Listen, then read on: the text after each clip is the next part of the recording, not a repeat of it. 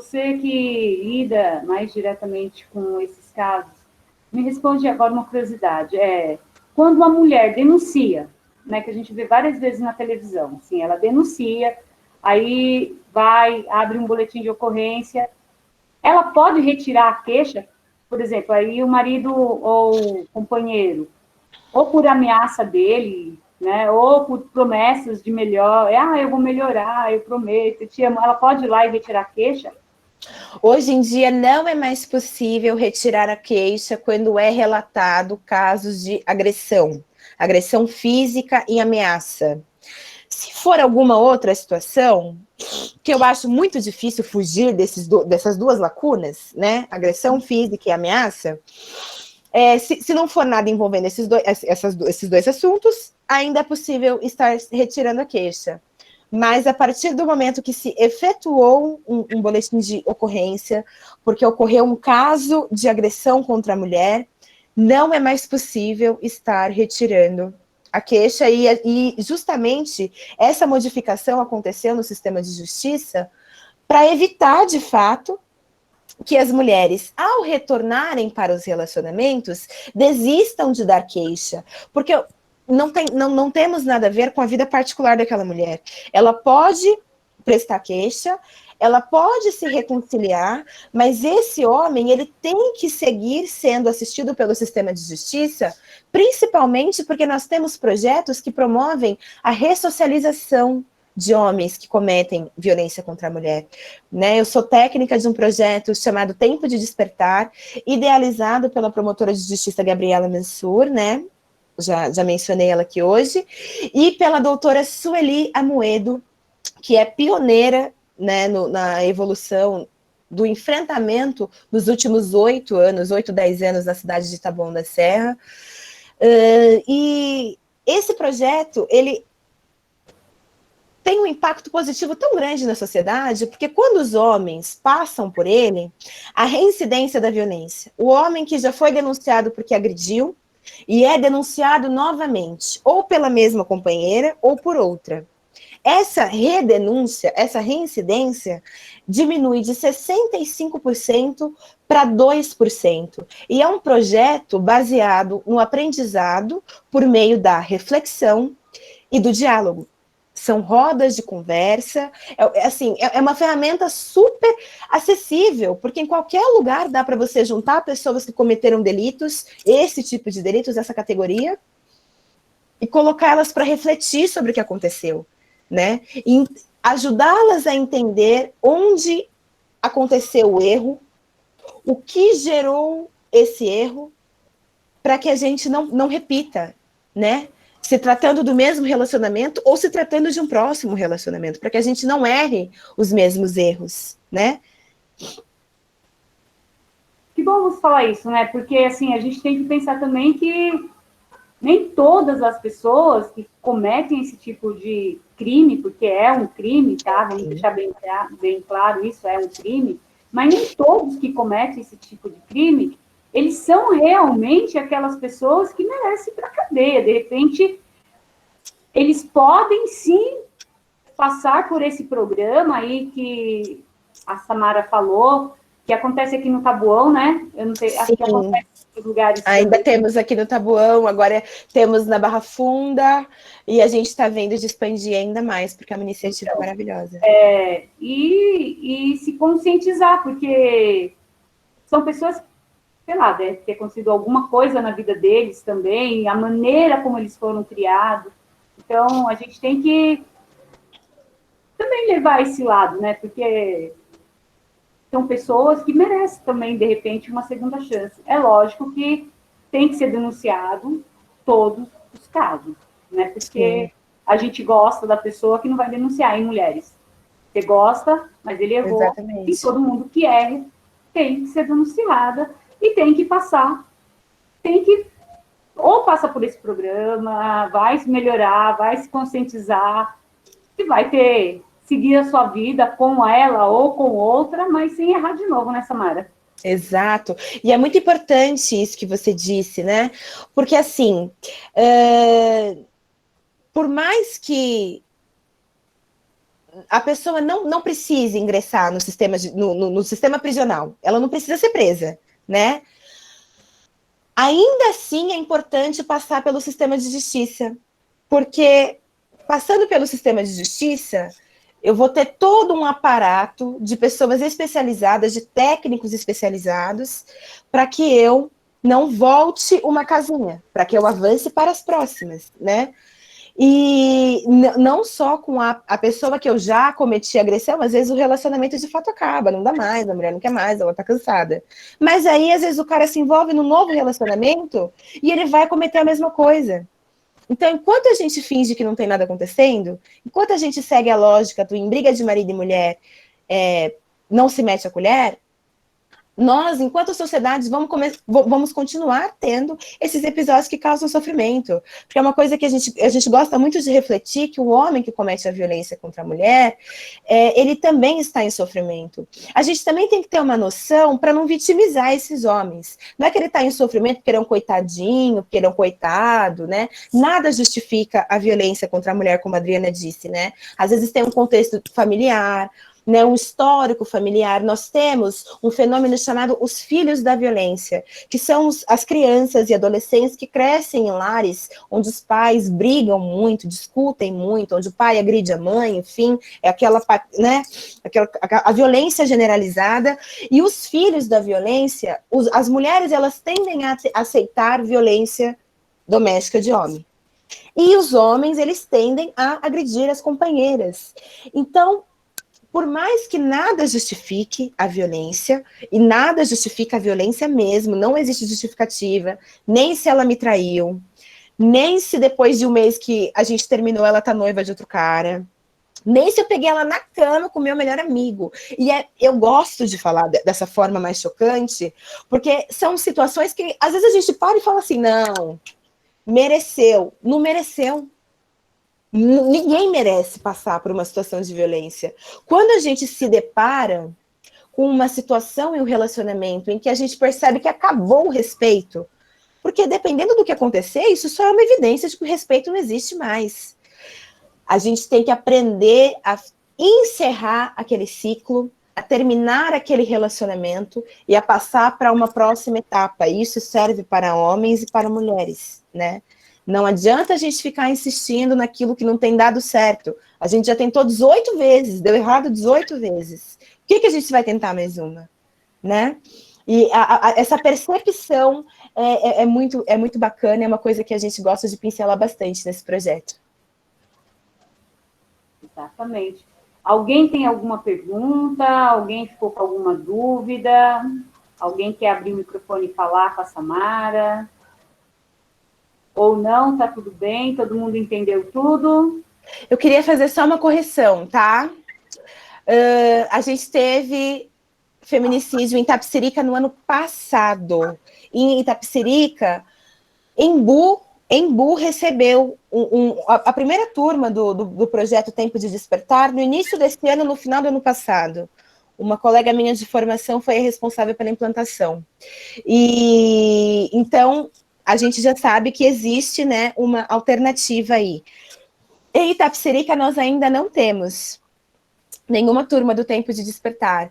E essa notícia, né, de que nós tivemos um caso de feminicídio no ano passado, o autor ele foi preso em outubro de 2019, então tá para fazer um ano, traz para a gente, né, essa realidade de que os trabalhos preventivos, eles funcionam e eles são necessários. Quando a gente fala de enfrentamento e combate à violência contra a mulher. Necessário e contínuo e sempre, né? Exatamente. Não pode ser uma coisa de gestão, não. É um direito da sociedade, um dever da sociedade, não só fiscalizar, como também procurar entender como funciona e, às vezes, até participar, né? Fazer curso de formação, ir atrás de participar de roda de conversa, de roda de reflexão. Refletir nunca é demais, né? Eu costumo dizer sempre isso. Refletir nunca é demais. É isso. Pessoal, Diva, tem alguma pergunta? Não sei se é... Não, Dri.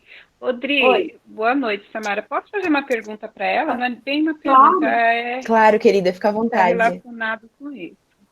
Então, Samara, nós, principalmente, eu falo nós, mas eu acompanho muito essa questão do feminicídio na televisão, Sim. nessas reportagens aí louca da vida, e eu vejo assim que tem muita morte de mulheres pelos seus companheiros.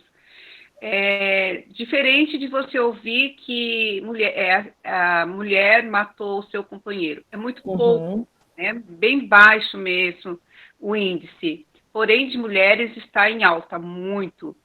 Aí eu te pergunto, a pergunta é a seguinte, por que muitas mulheres elas não fazem a denúncia de seus companheiros, né? Eu penso, né, que elas têm medo. Eu vou me colocar no lugar de uma.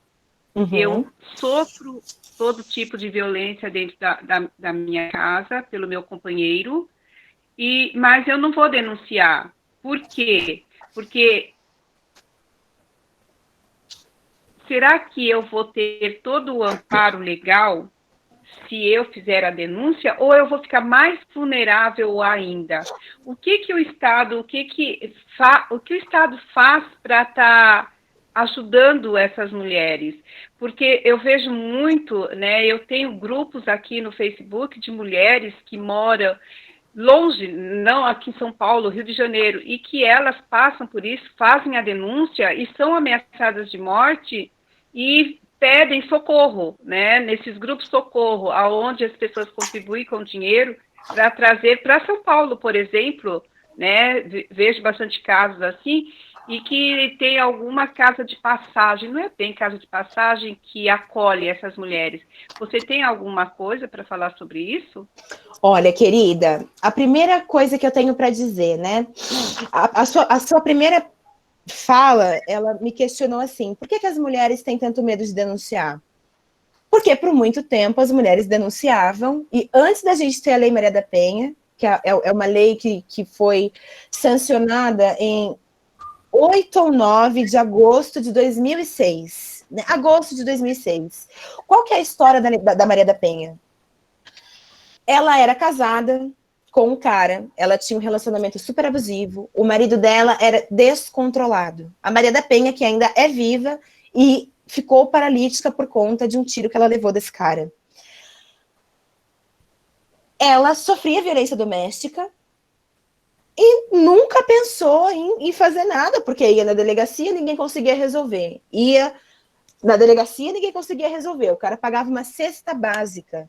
Antes da Lei Maria da Penha, o homem que batesse na esposa, ele pagava uma cesta básica e estava livre, independente do jeito que ele tinha batido, né? Que a gente sabe que para uma mulher levar para o sistema de justiça, geralmente a situação foi muito além, né, do usual. Não foi um tapinha que está totalmente errado e tem que ser denunciado com a mesma veemência como se fosse uma facada, mas a gente sabe que antigamente, sem nenhum plano de conscientização, nenhum projeto de conscientização em prática e nenhuma evolução, né, dos direitos nessa área, as mulheres, elas estavam abandonadas à própria sorte. A Maria da Penha, ela tomou um tiro enquanto ela dormia. O marido dela chegou em casa e falou: vou matar ela. Né? Tomou um tiro, ficou paralítica. E ela teve que brigar fora do Brasil para que ele fosse condenado. E ela conseguiu, no exterior, a condenação do marido que tentou assassiná-la, né? Foi uma tentativa de homicídio na época, hoje, tentativa de feminicídio, porque nós temos essa lei que abrange, né, a violência contra a mulher por razões de gênero, né? Em situações domésticas, de relacionamentos amorosos, enfim. Antes da Lei Maria da Penha, o cabra batia na mulher e ele saía da delegacia andando pela porta da frente. E muitas vezes era a vítima que tinha que sair escondidinha, amuadinha, pela porta dos fundos. Nós comemoramos esse ano o 14º aniversário, né? 14 anos de Lei Maria da Penha. E aí a gente consegue acompanhar a esse longo período, né? Que é curto, mas são 14 anos, né? Não são 2, não são 3, são 14 anos. Essa evolução contínua e a passos lentos, né? Porque a sociedade tem que se habituar a isso também, e daí vem a maior dificuldade. Quando as mulheres elas estão num relacionamento abusivo e ela apanha, denuncia, e aí não acontece nada, a gente tem que ir atrás do boletim de ocorrência para saber por que essa queixa não foi levada para frente, né? O sistema de justiça costuma ser um pouquinho lento, mas uma hora vai ter um julgamento. Esse cara ele vai ter que responder se essa mulher quiser ir à frente. Quando ela já separou e ele não deixa ela em paz, ela tem que fazer o pedido de medida protetiva. As medidas protetivas de urgência, elas foram sancionadas em 2019. E elas servem justamente para esses casos em que a mulher já denunciou, ela já foi atrás dos direitos dela e ela ainda segue sendo perturbada e tendo a sua integridade física ameaçada. Então, a gente vai na delegacia da mulher ou numa delegacia comum, explica toda a situação e pede uma medida protetiva de urgência. Com as medidas protetivas, o agressor ele não pode nem te ligar. Se ele te mandar uma mensagem de WhatsApp, ele está descumprindo a medida protetiva. E aí ele não pode se aproximar da casa. Se o casal tem filhos, a visita dele passa a ser assistida, ele precisa de uma terceira pessoa para interceder entre a mãe e as crianças, porque ele não pode entrar em contato com a ex-esposa nem para falar dos filhos, né? Os familiares dela também são vedados pela Lei Maria da Penha, então se ele estiver ameaçando a mãe da vítima, a irmã, o pai, o tio, o primo, isso também representa uma queixa na delegacia, para que a gente tem que sinalizar, né, para o sistema de justiça, esse cara está descumprindo, eu vou morrer, eu estou em risco, porque quando a gente sinaliza, se ele estiver, por exemplo, na porta da sua casa, ameaçando entrar e você ligar para a polícia, e a polícia chegar na porta da sua casa e pegar ele lá, ele vai preso com pena mínima de 6 meses, né? De 6 meses a 3 anos o descumprimento da medida protetiva. Então, o que falta, assim, é a gente divulgar quais são, de fato, as opções, as alternativas que as mulheres têm para conseguir se manter seguras, né?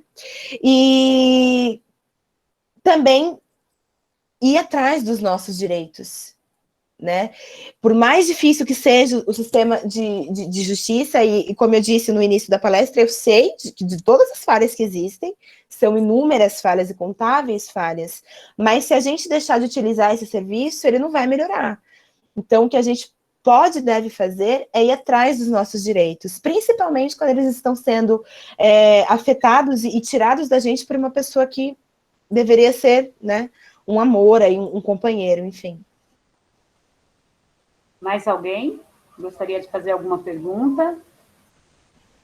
Não, então eu vou fazer mais uma pergunta. Ô, Samara, já que ninguém quer fazer mais uma pergunta, eu faço mais uma pergunta. Assim, você falou muito agora você explicou um pouco sobre a Lei Maria da Penha, né, que, como você falou, ela está viva, teve que tomar um tiro para uma lei ser criada, né, que, se a gente parar para pensar, é uma coisa trágica, né?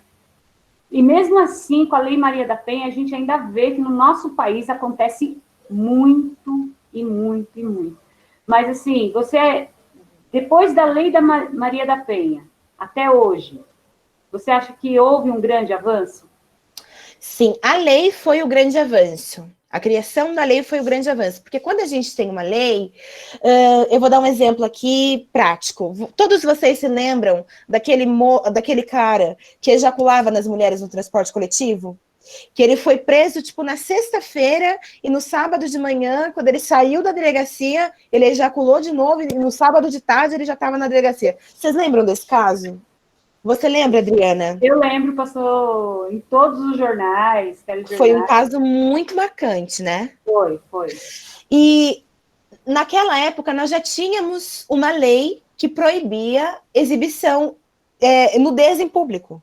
Uhum. Mas nós não tínhamos uma tipificação específica do que seria considerado assediar uma mulher, né? O abuso, qual seria o nível de abuso, com esses acontecimentos, isso impulsionou a criação da tipificação dessa lei. E aí agora, se você está no transporte coletivo e um homem ejacula em você, e você consegue provar que é dele, o sêmen, né, você tem que parar, é uma situação péssima, né? Mas para conseguir, de fato, constranger a pessoa que faz isso de uma certa forma, porque ela vai se sentir exposta da mesma forma que ela está expondo, e exigir que o sistema de justiça seja presente, né, e cobrar a efetividade da lei, a gente tem que passar pelo estresse de ir para a delegacia. Comprovou que o sêmen é do cara, ele vai responder criminalmente por isso. Então, a partir do momento que se cria uma lei, é o hábito da sociedade que vai fazer com que ela realmente tenha peso. Então, são as mulheres que denunciam que dão força para a Lei Maria da Penha. Porque é preciso que isso seja levantado em julgamentos, né? Quando eu fui agredida pelo meu companheiro, eu preciso ir denunciar e ir até o fim desse processo. Porque aí eu trago mais força ainda para uma lei que já é forte. Nós temos a melhor legislação de proteção à mulher do mundo. A Lei Maria da Penha ela é completa, ela bate em todas as áreas. Na Lei Maria da Penha, você tem a tipificação do que é cada tipo de violência. Por mais que ainda seja muito difícil você conseguir comprovar em júri a violência psicológica, que é uma violência invisível, né? Deixa marcas invisíveis, mas deixa marcas. E além dessa tipificação, ela fala sobre tudo, sobre pornografia de vingança, é crime você divulgar fotos ou compartilhar, mesmo se você recebeu e repassou o crime. Se você recebeu, você tem que levar para a polícia, levar para a vítima e apagar, né? Então, assim, a lei foi o primeiro passo para um grande avanço. E aí, nós temos que fazer esse avanço ser contínuo, e cada vez e crescente, contínuo e crescente, para que cada vez nós tenhamos mais facilidade em utilizar esses dispositivos, né? Porque é difícil mesmo, é difícil. Eu tenho mais uma perguntinha, só mais uma. Vamos embora. Você relaciona a violência contra a mulher também às classes sociais? Olha, ela é mais presente, sim, quando a gente fala de mulheres pobres e periféricas. Mas mulheres ricas e escolarizadas também sofrem violência. Mulheres que têm um salário maior do que o do companheiro sofrem violência, né? Qual é a matriz da violência contra a mulher? É o machismo. Porque o machismo é a necessidade que o homem tem de se afirmar, pautada sobre muitos desequilíbrios sociais que vêm sendo carregados desde que o mundo é mundo, né? Então, são os bordões, homem não chora, né? As mulheres, elas sentam, elas se abrem igual, né? Conta tudo, do dia que nasceu até o dia que tá viva. Os homens, não, eles são mais fechados, eles não conseguem falar sobre o que eles sentem, porque homens não são incentivados a demonstrar sentimentos, demonstrar fraquezas, e todos nós temos força e fraqueza. Todos nós choramos, o homem chora sim. E uma sociedade que vem desde sempre criando o homem para ser essa máquina indestrutível de sexo, né, imbatível, de força tremenda, que não tem sentimentos, que não tem fraqueza, que não chora, ela traz, a gente para na atualidade e a gente entende por que é tão difícil, às vezes, para um cara entender o não, para o cara entender que acabou o relacionamento, né? Para o cara entender que as coisas não vão ser do jeito que ele quer, num relacionamento a dois. Um relacionamento a dois, as coisas têm que ser equilibradas. Se tá tudo para um lado ou tudo para o outro, tá errado, né? Tem que rever. E enquanto a gente não parar para discutir essas questões e refletir sobre essas questões, a gente não vai conseguir melhorar a sociedade, né? Então, o machismo, ele é o grande vilão quando a gente fala de violência contra a mulher. E por mais que o número de mulheres pretas que sofrem violência é maior que o número de mulheres brancas que sofrem de violência.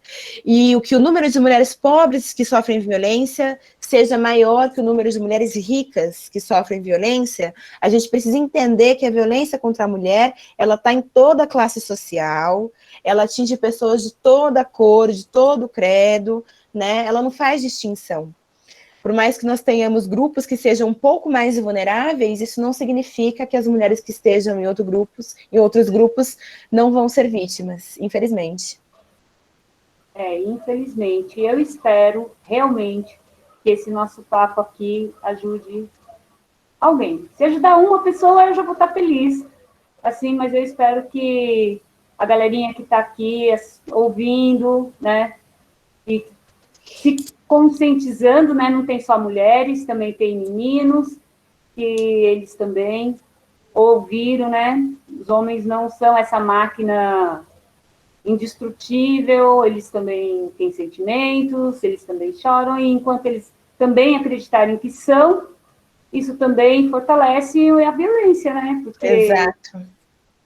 todos nós temos que ter consciência, nem a mulher cobrar que eles não sejam e nem eles achar que eles não são, que eles são. Exato. Porque quando nós encontrarmos esse equilíbrio, não vai existir também o machismo, a gente vai ter uma sociedade um pouco mais justa, um pouco mais igualitária, né? Com menos violência para todos os lados. E eu acho que a consciência, como é o que você falou, o trabalho que está sendo feito, você podia repetir de novo só o nome de conscientização do trabalho que vocês fazem aqui, está no Imbu? Projeto Tempo de Despertar. Isso. Pode jogar aí no Google que vocês vão achar bastante referência. E eu gostaria de finalizar, desculpa te cortar, eu posso falar só mais uma coisinha? É a última, eu juro. Não, pode falar à vontade. Eu gostaria de falar também, só para concluir nosso papo, que foi muito bacana, eu gostaria de agradecer aqui a oportunidade que nós tivemos. Quando a gente fala de feminicídio, a gente precisa entender que não existe isso de eu conheci o homem da minha vida hoje, e aí amanhã eu tô no Datena, semana que vem eu tô no Datena, sem a cabeça, sem os braços, ele me matou e me esquartejou. Não é assim que funciona, né? Existe um fenômeno que nós chamamos de escalada da violência. E ela funciona como se fosse uma escadinha mesmo, com vários degraus. O primeiro degrau é o da violência psicológica, que é o do xingamento, né? Ele começa a reclamar que o arroz não tá tão bom, que a comida não tá legal, que ela não tá passando a roupa direito, que a casa não tá limpa. E aí, isso evolui mais um pouquinho. Então, agora, além dele reclamar, ele vai ter acessos de raiva e vai socar a parede e vai quebrar as coisas em casa. Evolui mais um pouco. Ele para de socar a parede e começa a socar a mulher. E quando a gente vai deixando com que essa violência se agrave, se agrave, se agrave, o último degrau da escalada da violência é o feminicídio. Então, é uma responsabilidade de todos nós fazer com que esses índices acabem. Tendo a sensibilidade de perceber quando uma mulher do seu convívio não está tão legal, para saber se ela não está passando por alguma dificuldade do tipo, né? Conversando com aquele seu amigo que se orgulha de trair, de bater, tentando dar uns toques, né? Falando, irmão, presta atenção, abre esse olho. E não deixando passar batido nenhuma situação de violência que a gente presencie, tá bom? É isso. Primeiramente, queria agradecer a Samara. Muito obrigada, Samara. O papo foi muito gostoso. Acho que deu para esclarecer muitas dúvidas e foi, assim, muito agradável mesmo falar sobre isso, apesar de ser um assunto que, principalmente quando a gente está... É um assunto pesado, né? É um assunto que a gente gostaria não precisar mais falar, né? Não precisaria existir, né? Exato. Mas, como você falou, existe, né? Então a gente precisa falar. E eu tenho certeza que ele vai ajudar muita gente. Eu espero que esse papo ajude mesmo. Aí, galera que, de repente, tem aquele amigo, como a Samara falou, não custa a gente falar para ele, cara, se liga, né? Ou tem também aquela amiga, né? Falando, ó, será que isso é legal? Presta atenção, cara. Né? Acho que a gente tem que estar sempre ligado, como a Samara falou, é uma responsabilidade de todos, é responsabilidade da sociedade. Não é só da mulher, tá? É uma responsabilidade da sociedade, porque muitas vezes quem está envolvido ali na relação não consegue. Infelizmente, precisa de uma ajudinha de quem está fora, às vezes, que escutou, que ligou para a polícia, né, Samara? Exatamente, exatamente. Quem envolvido não conseguiu naquele momento, aí você foi lá e deu aquela ajudinha, tá bom? E você que está em casa, que curtiu o papo, deixa seu like, se inscreve no canal, beleza? E até a próxima. Obrigada, Samara. Obrigado, pessoal. Beijo. Até mais. Tchau, tchau. Tchau, tchau, galera.